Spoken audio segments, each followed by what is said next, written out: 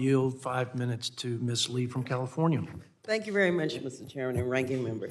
Good to see you, Hi. Director Young.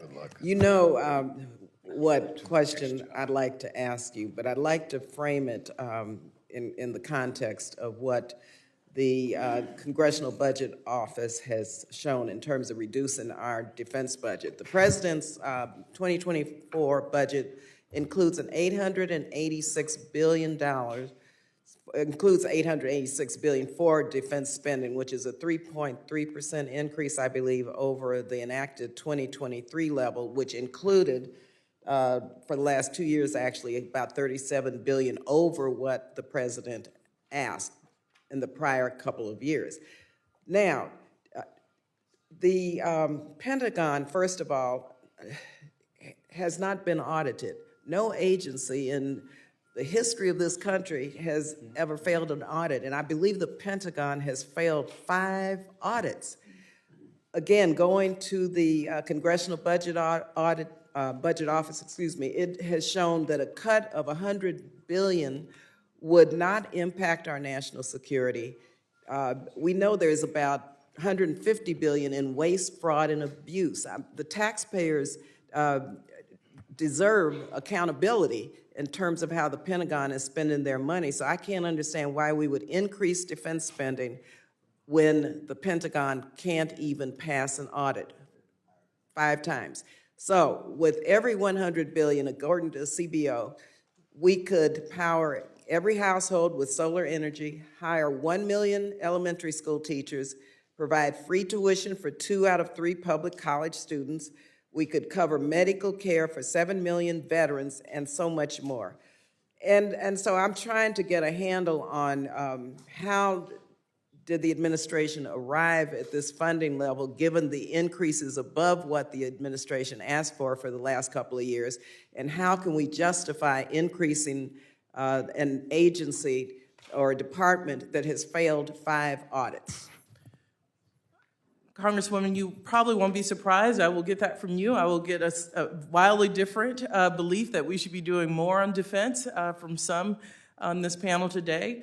What we try to do, because people have strong feelings on both sides, is follow the national security strategy. What is the right amount based on the strategy we have to defend this country, to counter China, it's a very complex world. We also increased something I know you're interested in as you chair the State Foreign Ops Appropriations Subcommittee, our diplomatic line. It's not an either or. We have to make sure our defense strategy is fully funded and we counter our adversaries and our competitors. We also have to make sure those diplomatic lines, and we're interested in making sure both of those things are robustly funded. Thank you for that, but I also know that taxpayers deserve some accountability.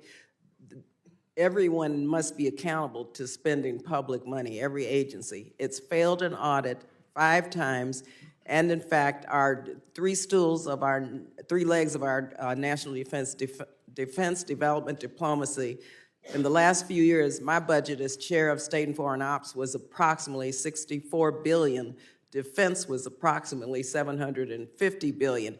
And so we need, again, some rebalancing if, in fact, we're going to prevent conflict and wars. And many generals have indicated that to not only this committee, but to other committees. And so I would hope that the rebalancing at this point in history with the Biden administration would be looked at very carefully, and also finally accountability for taxpayer dollars. So how do we spend more, again, when in fact the Pentagon has failed 5 audits?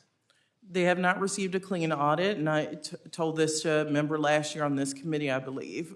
We need to fix that. I know the complicated answers and the details. The DOD has a lot of property, and I know that weighs heavily into their ability to get a clean audit, but we cannot not follow our national security strategy. But again, the CBO has indicated that cutting $100 billion would not tamper with nor even touch our ability to ensure our national security.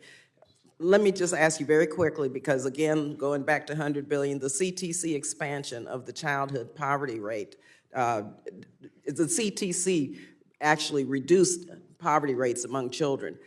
What happens if we make it permanent? How would this policy make meaningful changes in child poverty levels? Well, we beta tested in 2021 and cut child poverty in half. So we believe we should bring it back and make it permanent. And in the president's budget, He would make the refundability part permanent, but in 2025, we have a lot of tax cliffs, and our proposal would take this to 2025 so we can deal with those thank you holistically. for your answer. I think the gentlelady